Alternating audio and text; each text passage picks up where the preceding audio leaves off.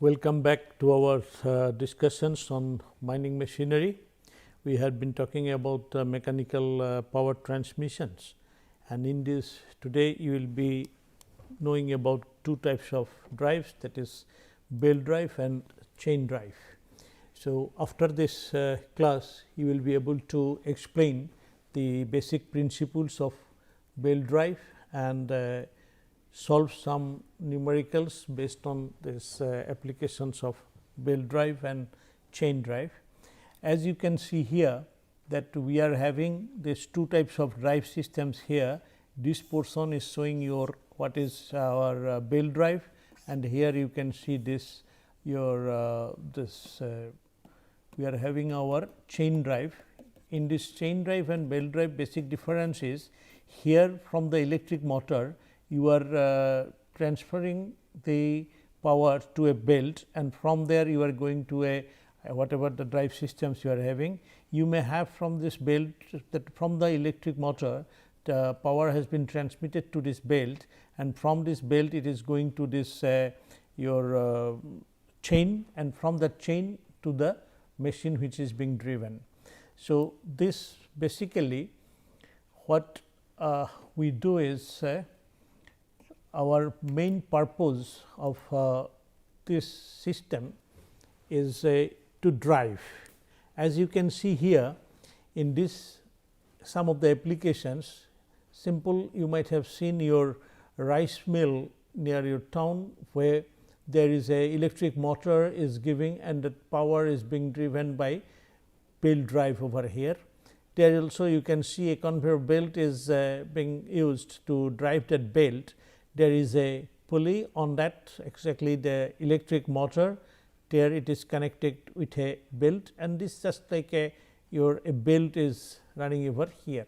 Similarly, that number of drives, number of machines or number of shaft can be driven by when your this one the shaft which is connected to electric motor has got number of belt and which is going to drive number of shafts.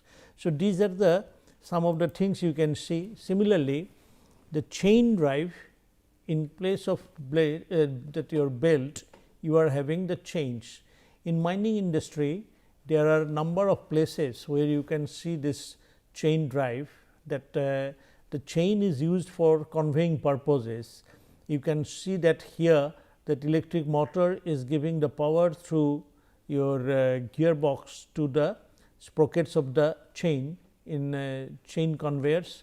In some machines like continuous miner, there also once this drum is cutting the material, and then that will be falling on through this you are collecting the material, and there is a chain conveyor, a chain drive is there which will be giving it to this. Similarly, there is a bucket chain excavator, that whole boom there are number of buckets are connected to the chain, and the chain drives this bucket for collecting the material, and that is a big machines are being used by using these drive systems.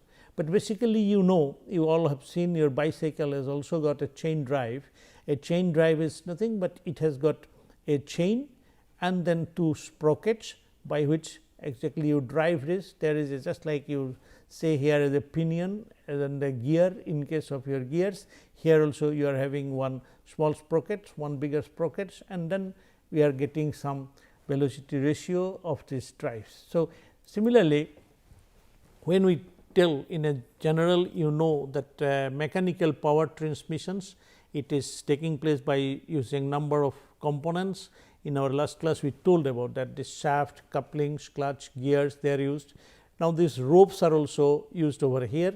So, now in this system exactly that your belt power belt for mechanical power transmission systems can be arranged in a different way depending on the purpose, depending on this type of things. You might have seen some of the fan belts in case of your, if you have opened up in your car's hood, there you can see that is from the engine how the fan is driven by a belt drive. And there could be your two belts and three shafts are there connected together. Sometimes by one belt itself three pulleys are connected together. Now, these belts can be given as an open belt configuration or cross belt configuration. Now, depending on the use and then how the mechanical design goes, this type of things you can see in different machines. Now, there is one thing is very important here, you need to know about the angle of wrap. So, basically when we are having a belt drive, that is your belt is running over there. So, this is your, when a belt is going like this, it is connecting with the pulley and then there is a center, it is subtending an angle. This angle is called your angle of wrap, and this angle of wrap can be that is calculated or it depends on this in this type of your belt drive system. That is, for two pulleys are there, here pulley and this is a bigger pulley, and in that pulley A and pulley B, their angle of wraps it is can be calculated by these equations you can see here. The difference is, that is your, here it is a little less, here this angle of wrap has increased, because when it is going from the bigger one to a smaller one, exactly while it is going, it is leaving at a this area. So, that is why this angle get increased, but here it get decreased. That is why these equations you can remember, that is the differences of the radius, and then depending on that what distance of separation between these two, that affects the angle of wrap. And this angle of wrap has got a lot of importance regarding that how the tensions will be coming on into the different belt. So, one thing you need to know here, that if we see here, this angle of wrap can be for your cross belt and for your this both the configurations it is the same.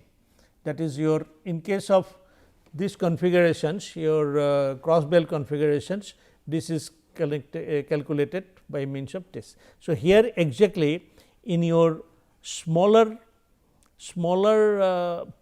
that your pulley also, you are increasing the angle of wrap by giving this method. So, in this way your angle of wrap can be changed in case of your cross belt.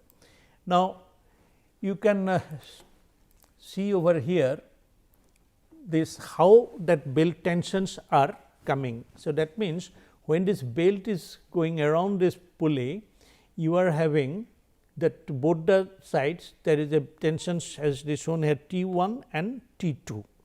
Now, you know that whenever there will be another pulley like that, when both of them are connected together by the belt must be properly tensed. Otherwise, what will happen, this the power transmission will not take place, because here the power transmission is by the friction over here. To get the power transmissions, this will have to be, proper tension will have to be maintained. Now, let us see here, there should not be any slip, that is a power transmission. For that no slip, what is the conditions required? If you see here, that is your if the tensions at the ends of the element subtend an angle your d theta, then these tensions can be resolved into two components, that is your T and then T plus T T. So, that means, from here it is coming over here slightly, that it is getting tension increased, and this part, that is your if you see that resolve them into the force, this is the reactions, normal reactions, then what it will be there, the relationship you can write down that T plus d t, d theta by d 2, this and this together, that all this you are resolving them into this force. So, this gives that if you now d theta d t by 2, this will be very small, infinitesimally small, that is why your final thing will be d theta by d t into d theta equal to r. You can do these things. Then if you resolve it tangentially, and what are those forces, then this t plus d t minus this t, this is in the horizontal directions, it will be as a mu r. So, that ultimately what you are getting this your that increase in that is dt by this t equal to mu d theta. Now, if we integrate it and then between these two limits, that is if we say that this tension has got exactly it is from T 1 to T 2, then these integrations is giving you your log of T 1 by T 2, that means you are getting T 1 by T 2 is equal to e to the power mu theta. This is exactly called Euler's equation, and this equation is a very fundamental in all your belt drive related calculations. So, this tension ratio, as you have seen these derivations, that if it is your tight side and this is your slack side, that T 1 by T 2 is equal to T 2 into e to the power mu theta. So, that this part, if the belt is used to transmit power between two pulleys T 1 and T 2 and that the tight and slack side tensions are given, then you can calculate. Now, if they how much power will be transmitted, then the power transmission is depending on the effective tension.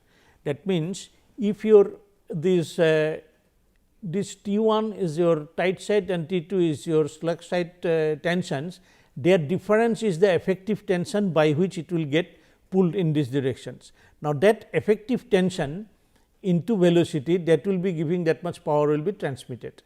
So, these ones, as we have got from the T 1 by T 2 is equal to e to the power mu theta, from that equations if you replace this T 2 here, you are getting the power is equal to this particular equations. So, now the second question comes over here, that there will be a centrifugal actions, because when it will be rotating, you know that there will be a centrifugal actions part of it. Now, this will be depending on what is the mass per unit length of this belt. That is your, if you are taking this radius of that pulley is r, and then the speed at which this belt is moving is at b, and then let us take this centrifugal tension is T c, then you can calculate that is exactly what will be the that force which is coming over here F. This force can be calculated as this your twice this your this T c part, that is your centrifugal actions into that d theta by 2. This result we can get it from the force resolutions. Then our centrifugal force, which is we know all of it is m v square by r. Now, here this arc length which is there, that is given by r into theta. So, from here if you just do a little bit of calculations, you can find out that your the centrifugal force is nothing but m v square. This is also a very common equations, you might have done it in your earlier classes, but this T 1 by T 2 is equal to e to the power mu theta, and this centrifugal forces, that is your coming centrifugal actions given as a tension T c is equal to m v square. These two, then this tension is caused by the centrifugal force on the belt and is additional to the tension due to the transmission of power, because there is a, because of the tensions in the belt we have got this T 1 by T 2. So, this coming into the boats, that is why it is coming that if you consider the centrifugal action, the equations Euler equations will be changed to T 1 minus T c by T 2 minus T c. That what is this T c? This is nothing but that m v square by m v square r. So, this T 1 minus T c and T 2 minus T c are, this is the effective driving tensions, and T 1 and T 2 are the total tensions, it is taken like that. So, that power required, that means your total effective tensions will be coming the product of these two. So, this is the way how you can calculate out that power transmitted can be maximum when your this, if you resolve it, their derivative will have to be 0. So, as our from there m value we can put it from this equation, that is your centrifugal tension is equal to m v square. So, if you put that value over here, then you can get this the it will be m v cube, because of the value of the T c has been put over here. So, then what it is coming, this is your if you take the derivative of it, ultimately the centrifugal tension is coming that maximum tension to 1/3 of it. So, this is the way how you can calculate it out. Now, how do you calculate this initial tension? Initial tension, that is when the belt drive is selected, the belt must have an initial tension, because if you do not have an initial tension, then you cannot drive it, it will be just slipping. So, now this is because if you see that drawing where we have seen here your that both side your this initial diagram, you can see here that delta t, this delta t part are remaining same if you consider that from the slack side and the tight side from the initial tension differences, then from here we can find out that initial tension is nothing but that will have to be the sum total of these two. So, that means, whenever we make a tensioning arrangement in any belt or any belt drive, that will be this much tensioning will have to be given initially. So, the velocity ratio is the ratio of this, if your the driven pulley and the driving pulley, their velocity is inversely proportional to their radiuses. This is just like in the gear also you had this. But if there is you consider the thickness of the belt, then this ratio will be considering that T is the thickness of the belt. So, if you are having a compound belt drive, number of pulleys or number of drives are there, then they will be just going on multiplying it over there. So, there is if 4 pulleys are there, the ratio of the final driven and that your initial driven, that will be given by the multiply of it, that simple calculations are there. So, now let us try to solve this numerical problem, that what it says, the center of 2 pulleys connected by a belt of 100 centimeter apart. So, this is a 2 pulley, they are connected by this belt and their distance is 100 centimeter apart. The diameter of the larger pulley is given 25 centimeter and diameter of the smaller is given 10 centimeter.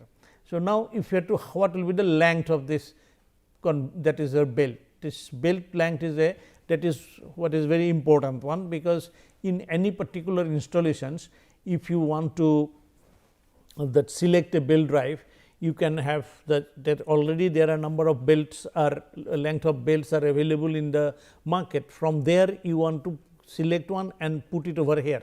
So, you need to know at what distance they will have to be separated and whether that ratio will be giving you the proper per requirement or not. So, that type of applications, that is why you need to know in a particular installations how to calculate the length of the belt, and this length of the belt can be calculated from the just from the geometry you can find out, that is your ultimately these equations will give you the belt length. Similarly, here we have got another problem, that is you can calculate out that this length for different type of this system. Say exactly if it is for your open type or if it is a cross type, will the length of the belt will be different, that you can calculate by using these equations.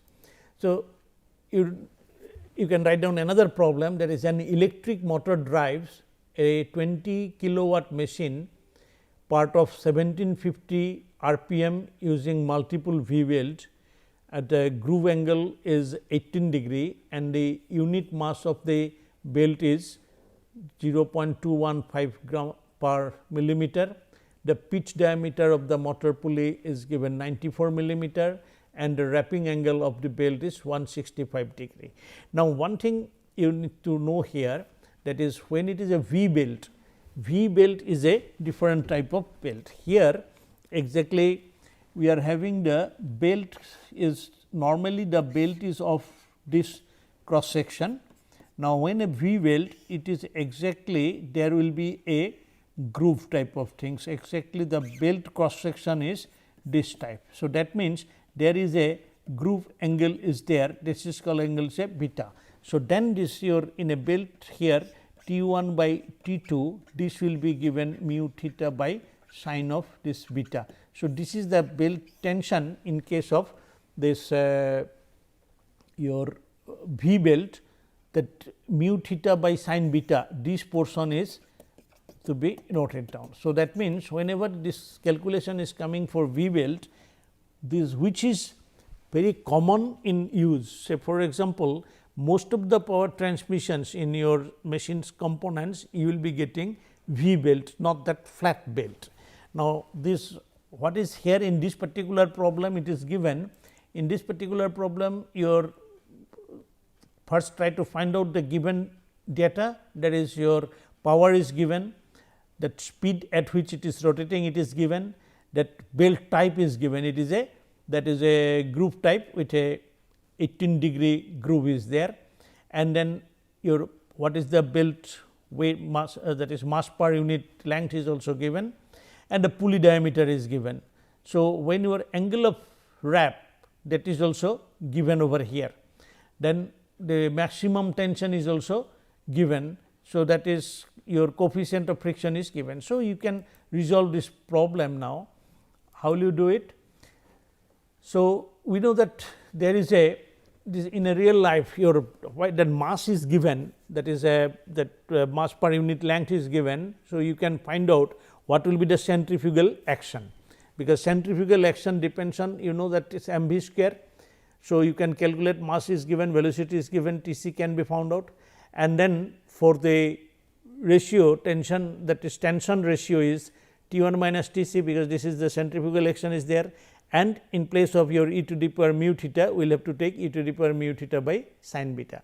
So, that means, from here you can calculate out what is T c, that is your the centrifugal action is determined, and once you determine the centrifugal action, then by putting this term in these equations, then you can find out what is your this T 2, that means in your belt the tension will be coming. Now, once you know this T 1 and T 2, then you can find out the torque. Torque is nothing but that your effective tension into the radius, radius is also given. So, that ultimately you know the torque. Then what is the power required, that is power is your torque and into the angular velocity. Now, in this case this angular velocity your RPM is given. So, if you use this formula given for power, you can easily calculate out what will be the number of belts required. So, that is in the problem it was given, that is your calculate how many V belts exactly in a belt V belt drive, you may find over here, that is exactly from that if you are having a pulley like this. So, this there will be number of grooves here, and then this belt will be going like that, number of belts will be there. So, that means your this whole power. So, that number of this V belt will be providing the power. Now, for giving that 1, you can find out that the power which has come, it is coming to 4.78 kilowatt can be the power by 1 belt. So, but you have got a 20 kilowatt motor. So, when you are having a 20 kilowatt motor, then you will have to use, if you as because it is just like unitary system, one gives 4.78. So, for 20 kilowatt motor it will have to have 4.18 belt, but belt you cannot make it as a fractional number. So, that means you will have to go for 5 belt. Now, the question is, that is your if there were 4 belt, you could have gone 19.12. So, will you exactly, then what you will have to do in a design, you need to check, because you are using the, if you are going for 5 belt, exactly the additional belt giving a power, you are not going to get much. So, in such type of situations, what you will have to do is, you will have to take, if you can do the operations by 19 kilowatt motor or not. So, that is way how in a design part you do a little bit of iterations to get the things to done. So, but the basic principles of how exactly the tensions, belt tensions are used for determining the power, and then determining for a drive how many number of V belts you will be using can be given over there. So, there are various factors which affect this belt drive selection, basically the speed of the driving and the driven shaft. So, that speed ratio is very important. Then how much power is to be transmitted, then center to center distance, as I have said, then the positive drive requirement, that is drive will have to get exactly connected directly to the your shafts. Then this how the shafts are laid out, that means in how the space negotiations will have to be there.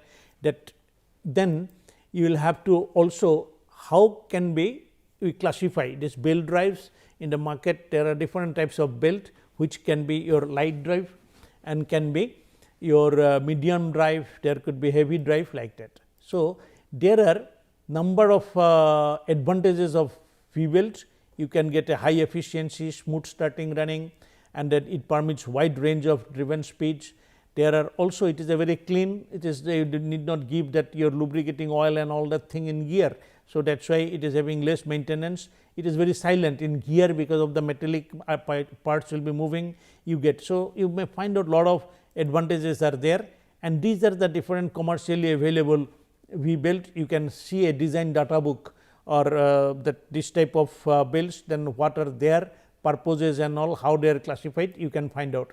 Then in case of chain drive, it is a there are mainly 5 components in a chain, that is there will be some bush, there will be a roller, there will be bearing pin, and then there will be a inner plate and outer plate. They combine together depending on your long pitch. You can see that this is a longer length, this type of pitches are there to make chain, and there are some transmission chain in which very smaller type of things. You might have seen this type of chain in your bicycle.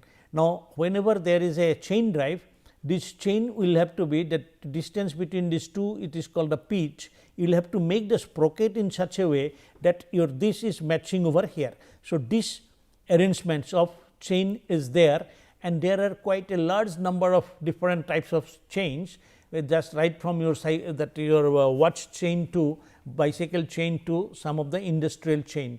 But that properties mainly their what function they are used, what applications they are there, what type of attachments are made to it, what type of design you will be doing for, and then how whether you require a directional change or not, how much load will be coming, what should be the pitch, and then what type of plates will be connected, depending on that number of different types of things are used. Now, for calculation of the chain calculations, you need to know that what is the nearest chain length. For that calculations, if you know that your chains driving and driven ratio, and then if you know that center distance, and if you know the pitch, then you can find out what will be the length of chain required for your.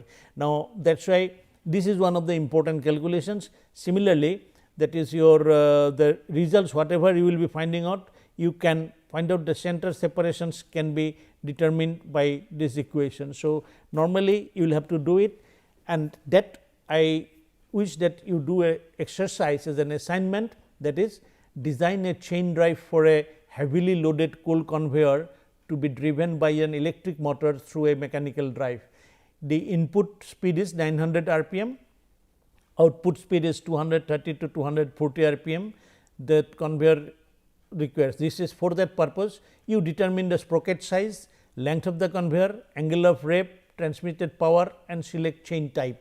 So, these ones you will have to do as an exercise by following design data book of for chain conveyor, and there are many other references are also available. But here today we have just discussed the basics of belt drive and chain drive. There are some references available over there, and I hope if you go through that and do this exercise, solve the problems and take some your own as an assignment. If you do a small design, then you will be learning what it is there, and in the real life we will have to understand that how this belt drive and chain drive are used in different machines and for different transportation job, and then how they are maintained. We will be discussing those when we will be going to discuss the special mining machinery for it. That maintenance aspect we will discuss it over there. With this, thank you very much for listening.